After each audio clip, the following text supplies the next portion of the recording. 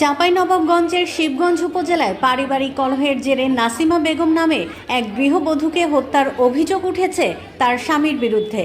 হত্যার পর মরদেহ সেপটিক ট্যাঙ্কে লুকিয়ে রাখার ঘটনাও সামনে এসেছে।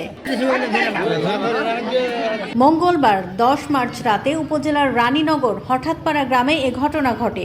নিহত নাসিমা বেগম ওই গ্রামের মৃত আব্দুস সালামের মেয়ে। স্থানীয়রা জানান, দীর্ঘদিনের পারিবারিক বিরোধের জেরে গভীর রাতে নিজ বসতঘরের ভেতরে ধারালো অস্ত্র দিয়ে স্ত্রী নাসিমা বেগমকে কুপিয়ে হত্যা করেন তার স্বামী মোহাম্মদ মিজানুর রহমান ভেজু। পরে হত্যার ঘটনা গোপন করতে মরদেহটি টেনে বাড়ির পাশের একটি টয়লেটের সেপটিক ট্যাঙ্কে ফেলে দেন তিনি। খবর পেয়ে শিবগঞ্জ থানা পুলিশ ঘটনাস্থলে পৌঁছে সেপটিক ট্যাঙ্ক থেকে মরদেহ উদ্ধার করে। পুলিশ প্রাথমিক সুরতহাল প্রতিবেদন তৈরি করেছে এবং ময়নাতদন্তের জন্য মরদেহ পাঠানোর প্রক্রিয়া চলছে। চাঁপাইনবাবগঞ্জের অতিরিক্ত পুলিশ সুপার ANM ওয়াসিম জানিয়েছেন, অভিযুক্ত মিজানুর রহমান ভেজুকে পুলিশ হেফাজতে নেওয়া হয়েছে।